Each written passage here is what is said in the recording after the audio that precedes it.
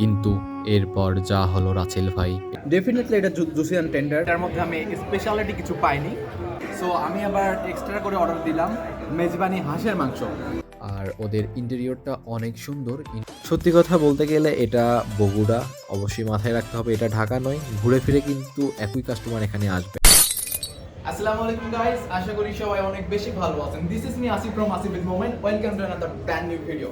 আজকে আমি চলে এসেছি মেজবান খেতে। মেজবান খাইরুম বগুড়াই বইলা।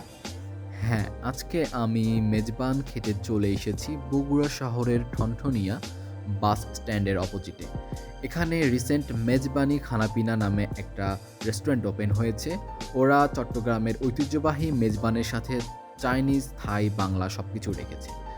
ওদের ইন্টেরিয়রটা আমার কাছে অনেক বেশি সুন্দর লেগেছে। চলুন ওদের হল রুমটা পুরোটা ঘুরে দেখে আসি। Can you hear my voice?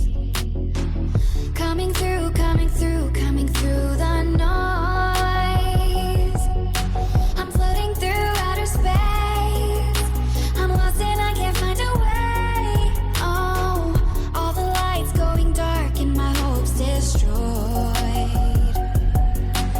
Help me. Is anybody there?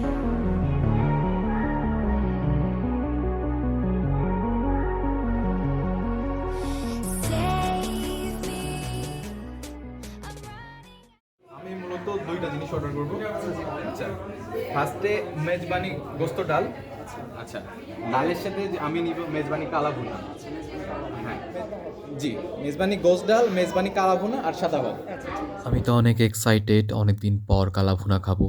সব কিছু এখানেই থেমে গেলে পারতো, কিন্তু এরপর যা হলো রাসেল ভাই, এটার জন্য মোটেও প্রস্তুত ছিলাম না।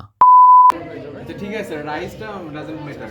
আমি যেটা অর্ডার করেছিলাম কালা ভুনা, আমি আপনাদেরকে জিজ্ঞেস করে অর্ডার করেছিলাম যে অ্যাভেলেবেল আছে কিনা। আপনারা আরেকজন ছিল মনে হয়, উনিও বলেছে অ্যাভেলেবেল আছে। তখন তিন থেকে চারটা ছিল টোটালি, মানে সঙ্গে সঙ্গে অর্ডারটা কম্পোজ হয়ে গেছে। মানে ওইটা হয়তো মানে ও হয়তো দেখে আসছে, আরেকজন অর্ডার নিচ্ছে, অর্ডার নেওয়ার পর সে হয়তো আর কি মানে যে পায় নাই, এটা মিসআন্ডারস্ট্যান্ডিং হয়েছে। আপনাদের এটা কি বলবো যে হচ্ছে অনেকটা অপেশাদারিত্বের মতো হয়ে গেল। Anyway, হ্যাঁ বুঝতে পারছি, বাট মানে আজকে একটু রাশ হওয়ার, যেহেতু ভ্যালেন্টাইন্স ডে তো বুঝতে পেরেছি।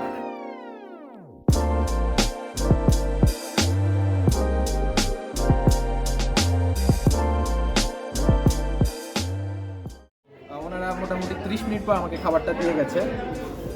আজকে অনেক ভিড়, কারণ পয়লা ফাল্গুনের একটা ভাইব চলে রেস্টুরেন্টে, অনেক নয়েজ।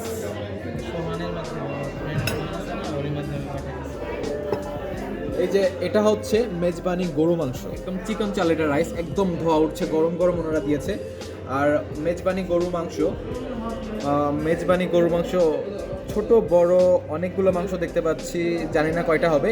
আপনাদেরকে মাংসের পরিমাণ কয়টা দিয়েছে, কোয়ান্টিটি, আমি সেটাও জানাবো। সো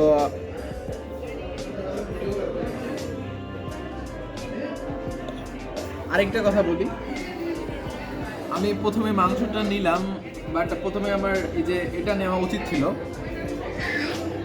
কারণ চট্টগ্রামে ওরা আগে এই বুটের যে ডালটার আছে এটা দিয়ে শুরু করে। চার পাঁচটা পিস পেয়ে যাবেন ছোট বড় মেজবানি গোস্ত ডালের মধ্যে। সো এখন ট্রাই করার পালা।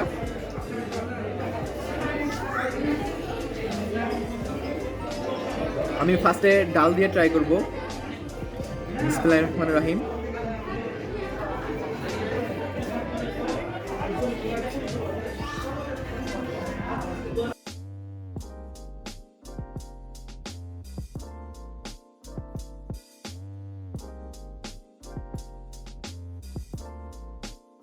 আচ্ছা, আমি যদি মেজবানি গোস্ত ডালের কথা বলি, তাহলে এটার মধ্যে আমি স্পেশালিটি কিছু পাইনি।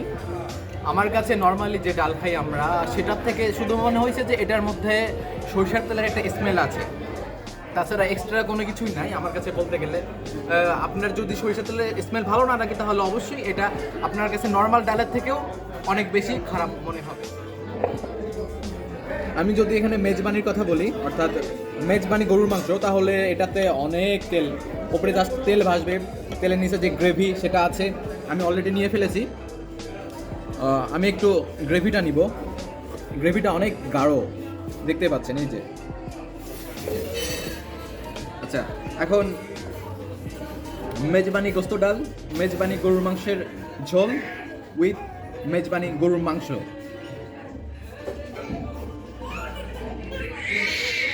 আমার কাছে যেটা ফুড ব্লগার সবাই বলে জুসি অ্যান্ড টেন্ডার, ডেফিনেটলি এটা জুসি অ্যান্ড টেন্ডার। এক কথায় আমি যদি বলতে চাই চট্টগ্রামের মেজবানের সাথে এটা আমার কাছে কোনোভাবেই যায় না। চট্টগ্রামের মেজবানের সাথে আমি যদি এটাকে 10-এ চট্টগ্রামের সাথে 10-এর মধ্যে কম্পেয়ার করি তাহলে 5, হ্যাঁ 5 দেয়া যায়।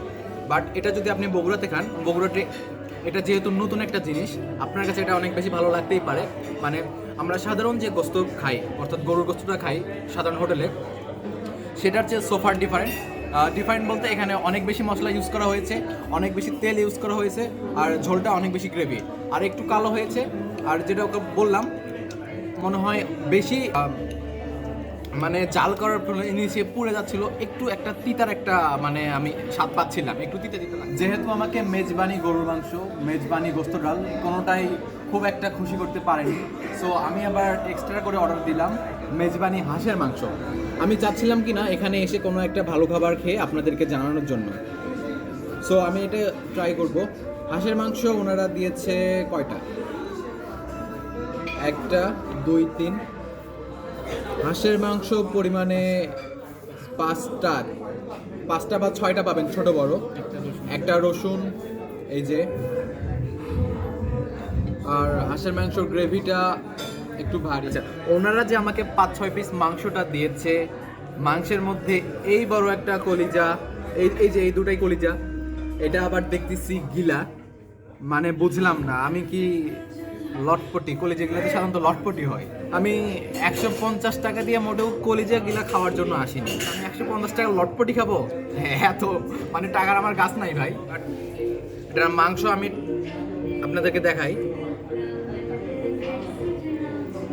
আমি মাংসটা দাঁত দিয়ে টেনেছিলাম আপনাদেরকে দেখানোর জন্য এটা আসলে কত শক্ত নাকি কত অনেকটা সফট, আপনারা আসলে সেরা দেখে বুঝতে পেরেছেন।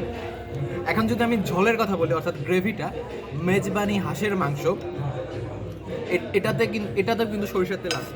মাংসটা কতটা কি দেখতে পেরেছেন। আর ঝোলের কথা বললে আমার কাছে এভারেজ ছিল। এই তো এটাই আমার কাছে স্পেশালিটি মনে হয়েছে কিনা, আশা করি আমার এক্সপ্রেশন দেখে আপনারা বুঝতে পেরেছেন। শুধুমাত্র মাটির শানকিতে খাবার পরিবেশন করলেই সেটা মেজবান হয় না। মেজবানির আলাদা একটা স্বাদ রয়েছে, আলাদা একটা বৈশিষ্ট্য রয়েছে। এখানে যেটা পরিবেশন করা হয়েছে 20 টাকা দামের বুটের ডালের মধ্যে সরিষার তেলের একটা ফ্লেভার, সাথে 5-6টা মাংস। মেজবানি গোস্তের কথা বললে সেম সরিষার তেলের একটা ফ্লেভার আছে, সাথে অনেকগুলো মশলার কম্বিনেশন, আর মাংসগুলোর টেস্ট কখনো মেজবানের মতো না। এটাকে আমি কখনোই মেজবান বলবো না। আমি চট্টগ্রাম, কুমিল্লা, ঢাকা সব জায়গায় মেজবান খেয়েছি, ওনারা সবাই আশা করি মোটামুটি একটা টেস্ট ধরে রাখার চেষ্টা করেছে, বাট এখানে আমি কোনো টেস্টই পাইনি। মেজবানি হাঁসের মাংস কথা বলতে গেলে আপনাদেরকে আগে আমি দেখিয়েছি এটা কেমন।